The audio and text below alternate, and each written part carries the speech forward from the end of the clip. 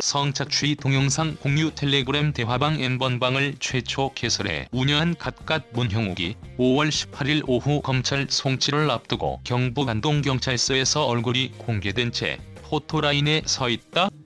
인천의 한 초등학교 교사가 텔레그램 박사방에서 유료 회원으로 활동하는 등 현직 교사 여러 명이 텔레그램 성착취 범죄에 가담한 혐의로 수사를 받고 있는 것으로 확인됐다. 텔레그램 N번방 사건이 사회 문제로 떠오른 뒤 교사들의 가입 사실이 드러난 것은 처음이다. 한겨레가 14일 국회교육위원회 소속 이탄희 의원을 통해 입수한 시도별 텔레그램 성착취방 가담 교사 현황 자료를 보면 교육부와 각시도, 교육청은 현재까지 인천, 강원, 충남 등에서 4명의 교사가 N번방 사건에 연루돼 수사를 받고 있다는 사실을 파악했다. 정교사 3명과 기간제 교사 1명이다. 충남 아산의 고교 교사는 200여 개 내려받아 강원도 원주의 한 초등학교 교사는 지난 1월 텔레그램에서 N번방 영상을 판매한다는 글을 보고 판매자에게 20만원을 보내 아동 성착취물을 내려받은 혐의를 받는다. 충남 천안의 한 특수학교 교사는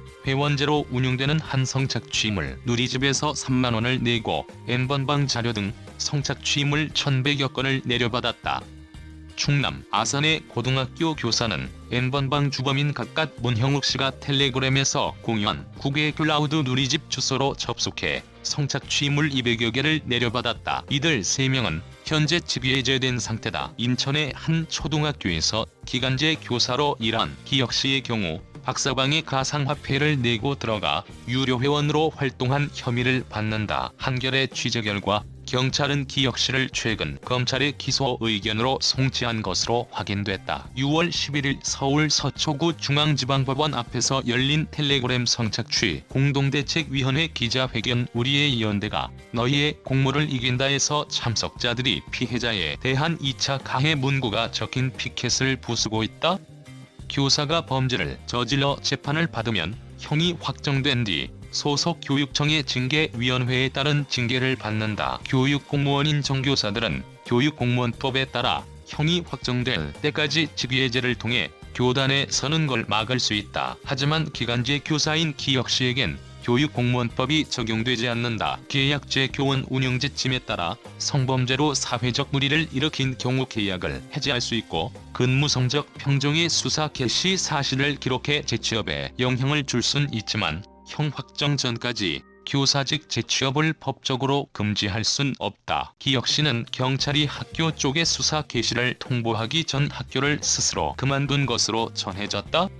불법 촬영 교사도 감봉 3개월 교육 당국이 디지털 성범죄에 대해선 여전히 미온적이라는 우려도 나온다. 2014년 교육부는 교사 성범죄를 근절한다며 원스트라이크 아웃 제도를 도입했지만 그 뒤에도 디지털 성범죄에 대해선 경징계 관행이 이어진 것으로 나타났다. 이 의원이 제출받은 인천시 교육청의 관련 징계 현황 자료를 보면 인천의 한 고등학교 교사는 2016년 버스 안에서 여성의 치마, 속을 촬영하다 현행범으로 체포됐지만 징계는 감봉 3개월에 그쳤다. 같은 해 또 다른 고등학교 교사는 성착취물을 내려받아 인터넷에 배포했지만 구두 경고 수준인 견책 처분에 그쳤다.